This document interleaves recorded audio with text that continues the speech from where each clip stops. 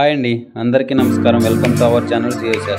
ఈ రోజు మనం ఈ వీడియోలో మన దేశానికి చెందిన కచ్చతీవ్ ఐలాండ్ 1974 తర్వాత శ్రీలంకకి ఎలా వెళ్ళిందో తెలుసుకుందాం. కచ్చతీవ్ ఐలాండ్ 14th సెంచరీలో వాల్కనిక్ ఎరప్షన్ జరగడం ద్వారా ఏర్పడింది. కచ్చతీవ్ ఐలాండ్ తమిళనాడులోని రామేశ్వరం ఐలాండ్ కి సమీపంలో భారత్ శ్రీలంకను వేరు చేస్తున్న పాక్ జలసంధిలో ఉంది. ఈ జలసంధి భారత్ శ్రీలంకకు సరిహద్దుగా ఉంటుంది. భారత్కు చెందిన కచ్చతీవ్ ఐలాండ్స్ కేంద్రంలోని కాంగ్రెస్ గవర్నమెంట్ 1974లో శ్రీలంకకు అప్పగించింది. దీనిపై తాజాగా తమిళనాడు భాజపా నేత అన్నామలై ఆర్డీఐ ద్వారా సమాచారం సేకరించడంతో మళ్లీ వార్తల్లోకి వచ్చింది. సంఘటనతో మన భూభాగాలను ఇతర దేశాలకు ఇవ్వచ్చా అనే క్వశ్చన్ ఏర్పడింది. భారత రాజ్యాంగం ప్రకారం మన భూభాగాన్ని ఇతర దేశాలకు ఇవ్వాలంటే ఖచ్చితంగా రాజ్యాంగ సవరణ తప్పనిసరి. 1958లో భారత్ మరియు తూర్పు పాకిస్తాన్ల మధ్య బెరుబరీ ప్రాంతం వివాదంగా ఉండేది. అప్పటి భారత ప్రధాని నెహ్రూ తూర్పు పాకిస్తాన్ గవర్నర్ ఫిరోజ్ ఖాన్ల మధ్య ఒప్పందం ప్రకారం బెరుబరీలోని కొంత ప్రాంతాన్ని తూర్పు పాకిస్తాన్, ప్రస్తుతం ఉన్న బంగ్లాదేశ్ ని ఇచ్చారు. అయితే దీనిపై వివాదం చెలరేగడంతో అంశం సుప్రీంకోర్టుకు చేరింది. మన దేశానికి చెందిన ప్రాంతాలను ఇతర దేశాలకు ఇవ్వడం చెల్లదని సుప్రీంకోర్టు పేర్కొనడంతో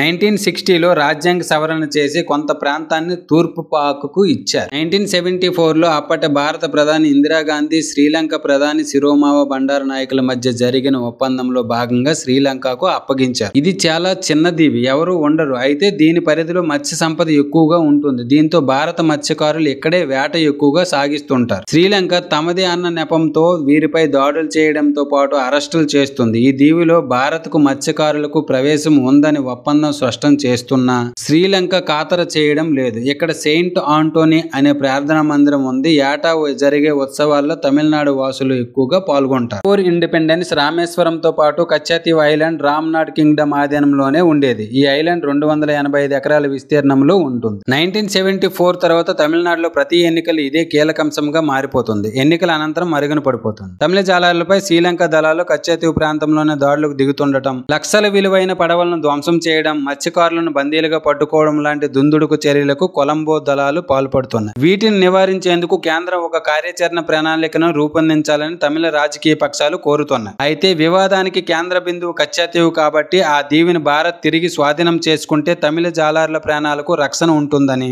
జాలర్ల సంఘాలు డిమాండ్ చేస్తున్నాయి. ప్రభుత్వాలు తమిళ జాలర్లకు రక్షణ ఉంటూ వాళ్ళ డిమాండ్లను సక్సెస్ అయ్యే నిర్ణయాలు తీసుకుంటారని కోరుకుందాం. Thank you for watching my video.